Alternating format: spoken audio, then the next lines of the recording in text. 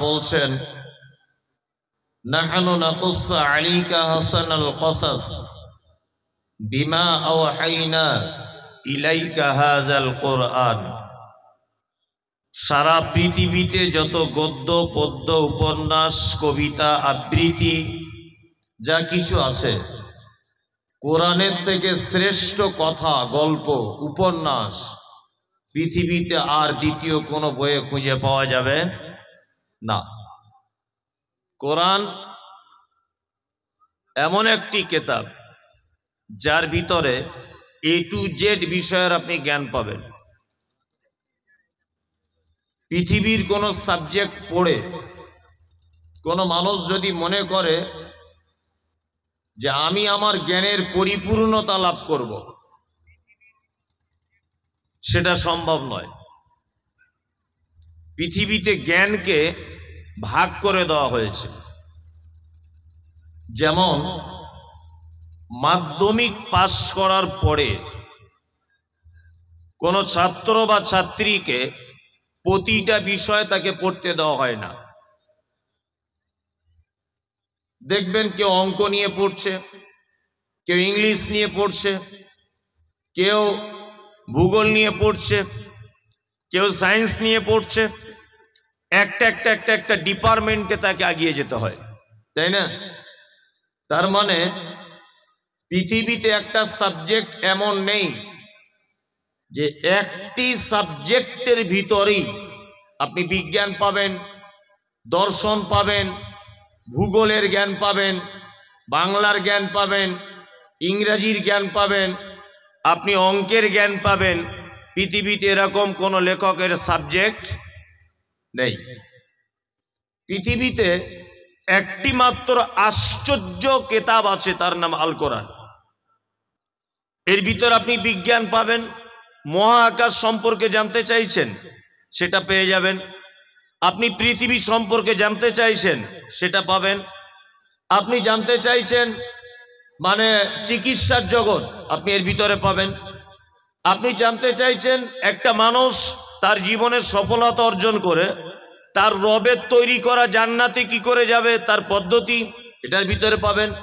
এক কথাতে একটা মানুষের জীবনে জ্ঞানের পরিপূর্ণতা যদি লাভ করাতে চায় সে নিজে, আমি তো মনে করি পৃথিবীর অন্য কোনো সাবজেক্ট যদি অধ্যয়ন নাই বা করে, শুধু যদি কোরআন মাজিদটাই যদি সে তেলাওয়াত করে বা অধ্যয়ন করে, ইনশাআল্লাহ তার জ্ঞানের পরিপূর্ণতার আর কোনো অভাব থাকবে না। সমস্ত জ্ঞান আল্লাহ সুবহানাহু ওয়া তাআলা বলছেন তিবিয়ানা লিকুল্লি শাই। প্রতিটা বিষয় আমি সামান্যতম ব্যাপার হলেও এর ভিতরে আলোচনা করতে বাদ দিইনি। আর একটা মজার কথা বলি, যদি বলছেন ছোট বিষয় বলতে কি, আমরা জানি পিপিলিকা ছোট্ট একটা প্রাণী, তাই না?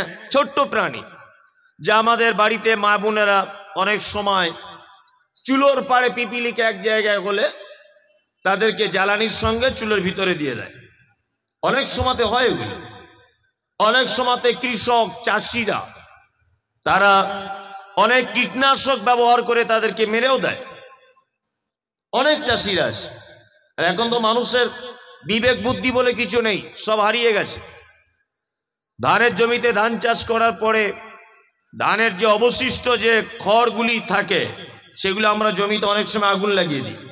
মাঠে জমিতে ঘাস পরিপূর্ণ হয়ে গেছে, শুকিয়ে গেছে, আমরা ওগুলোতে আগুন লাগিয়ে দিই। এইগুলো নিষ্ঠুর হৃদয়ের মানুষ ছাড়া কখনোই সম্ভব নয়। আপনার হয়তো জানা নেই, ওই ধানের জমির কোনো এক কোনায় ছোট্ট একটা পাখি তার দুটো বাচ্চাকে নিয়ে বসবাস করে। এটা আপনার জানা নেই, জানার বাইরে। এই নিষ্ঠুরতা অবলম্বন করবেন না। যে কথা বলছিলাম সেটা হচ্ছে এই, পিপিলিকা একটা ছোট্ট প্রাণী। আল্লাহ সুবহানাহু ওয়া তাআলা কোরআন মাজিদে শুধু পিপিলিকার কথা বললেন না, পিপিলিকার সম্পর্কে একটা সূরা পর্যন্ত অবতীর্ণ করে দিলেন। মৌমাছি যেটা কামড়ালে মানুষের ফুলে যায়, জ্বালা যন্ত্রণা হয়, এই মৌমাছির সম্পর্কেই শুধু আলোচনা করলেন না, এই মৌমাছির মধু সংগ্রহ সম্পর্কে বললেন, তার মধুর উপকারিতা সম্পর্কে বললেন এবং এর নামে একটা সূরা পর্যন্ত অবতীর্ণ করে দিলেন। আল্লাহু আকবার। শুধু এই নয়, চাষি ভাইয়েরা যারা মাঠে ঘাটে যান, ঠিক সন্ধ্যাবেলা যখন বাড়ি আসেন বা মাঠে যান ধানের জমি দেখতে, দেখবেন কিছু বক পাখি, বক জাতীয় পাখি, তারা ডানা মেলতে মেলতে ফাঁকা আসমানে ঘোরে, ঘোরে না, ঘোরে।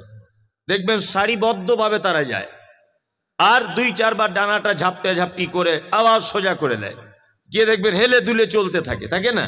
আল্লাহ সুবহানাহু ওয়া তাআলা পবিত্র আল কোরআনে বলছেন, আওয়ালাম ইয়ারাও ইলা তাইরি ফাওকাহুম সাফাতিন ওয়া ইয়াকবিজ মা ইমসিকুহুন্না ইল্লার রহমান ইন্নাহু বিকুল্লি শাইইন বাসীর। পৃথিবীতে কিছু মানুষের দাবি যে তারা নাস্তিক, বলে না কিছু মানুষ যে আমরা নাস্তিক, স্রষ্টাতে বিশ্বাসী নয়। আমি তো মুমতাজুল ইসলাম বলছি এটা, যে পৃথিবীর কোন মানুষ কোনোদিন নাস্তিক হতে পারে না। যে নিজেকে নাস্তিক দাবি করে সে একজন চরম মিথ্যুক।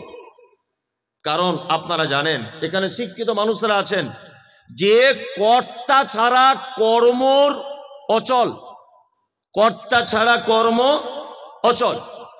আপনি যদি এখন বিরিয়ানি খান, বিরিয়ানি যদি খান, আচ্ছা বলুন তো এই বিরিয়ানিটা যদি খুব টেস্টফুল হয়, তা এই বিরিয়ানির পেছনে যে একজন রাঁধুনি আছে এটা আপনাকে মানতে হবে কি হবে না?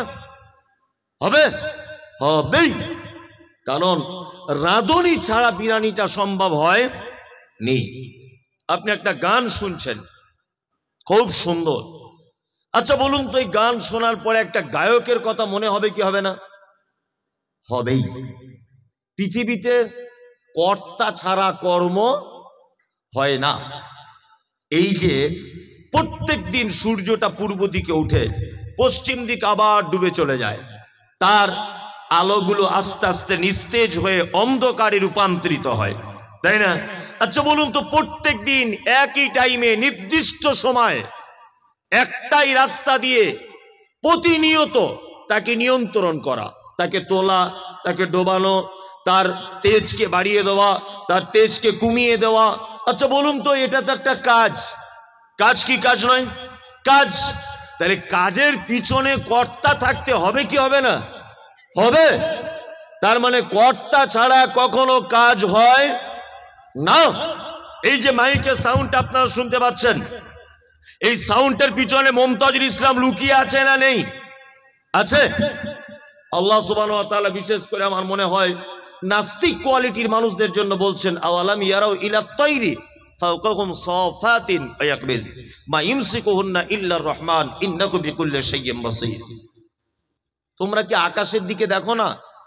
পক্ষীগুলোরা তখন যারা পেট ভর্তি করে নিজের বাসার দিকে আবার ফেরত আসে, তারা ডানা ঝাপটাতে ঝাপটাতে এক পর্যায়ে ডানাকে স্থির করে দেয়। আল্লাহ এখানে বলতে চাইছেন যে তোমরা কি স্থির করা ডানা পক্ষীগুলোর দিকে দেখো না? মহাশূন্যতে তাদেরকে কে ভাসমান অবস্থায় রাখে? পৃথিবীর কোন মানুষের পক্ষে সম্ভব? আল্লাহ বলছে ইল্লার রহমান, এটা আমার পক্ষে সম্ভব, আর কারোর পক্ষে সম্ভব নয়।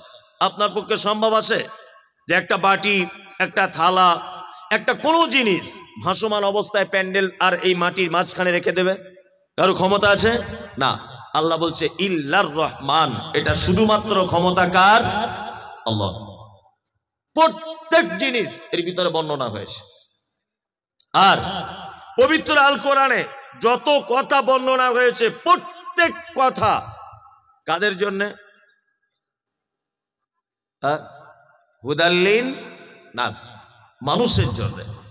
আর শুধু মানুষের জন্য নয়, মানুষের জন্য কল্যাণকর, তার জন্য ফলদায়ক, লাভজনক কথা আল্লাহ সুবহানাহু ওয়া তাআলা পবিত্র আল কোরআনে সব জায়গায় বর্ণনা করে দিয়েছেন। এখান থেকে আমার আলোচনা শুরু করছি।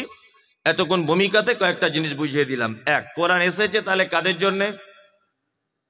মানুষের জন্য। আল্লাহ শব্দ ব্যবহার করেছেন হুদাল্লিন নাস। আরবিতে কিছু শব্দ আছে যেগুলো উভয় লিঙ্গকে বোঝায়, বাংলাতেও তেমন আছে। যেমন আমরা জানি শিশু, শিশু একটা শব্দ, আচ্ছা, শিশু বলতে নারী পুরুষ উভয়কেই বোঝায়, বোঝায় না? বোঝায়। আমরা কিন্তু কখনোই মহিলাদের ক্ষেত্রে বলি না শিশু নি, বলি না, সবার জন্য শিশু। আল্লাহ সুবহানাহু ওয়া তাআলা পবিত্র আল কোরআনে কিছু লিঙ্গ শব্দ ব্যবহার করেছেন, নাস, নারী পুরুষ সবাই। এর একটা ব্যাখ্যা বা এর একটা আর একটা জিনিস দিলে আপনার বুঝতে সুবিধা হবে। জান্নাতে পুরুষ মানুষদের কি দেওয়া হবে? হুর। হুর মানে এবার হুর মানে নারী। তাহলে হুর মানে যদি নারী হবে, তাহলে নারীরা জান্নাতে গিয়ে কি করবে? তরকারি রান্না করবে, কি করবে? হ্যাঁ, হুর এটা এমন একটি শব্দ যেটা উভয় লিঙ্গকে বোঝানো হয়েছে। হুর শব্দের অর্থ, শাব্দিক অর্থ হচ্ছে বিপরীত লিঙ্গ। ভালো করে বুঝবেন এগুলো, বিপরীত লিঙ্গ। তার মানে পুরুষের জন্য নারী, নারীর জন্য পুরুষ, তাই না? জি। সঙ্গী বা সঙ্গিনী উভয় কি বোঝায় হুর শব্দটা? তা আল্লাহ সুবহানাহু ওয়া তাআলা বলছেন নাস, মানুষের জন্য এসেছে। এবার আর একটা কথা দিয়ে আপনাকে বোঝালে খুব ভালো করে আপনি বুঝবেন।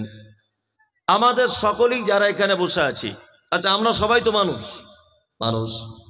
একজনা স্কুলে পড়ায়, তাকে কি বলে লোক? মাস্টার। আর একজন জ্বর পাতলা পায়খানা হলে ওষুধ ইঞ্জেকশন দেয়, প্রয়োজনে সিলাইন ব্যবহার করে, প্রয়োজনে ফোঁড়াটা কেটে দেয়, এই লোকটাকে কি বলে? ডাক্তার।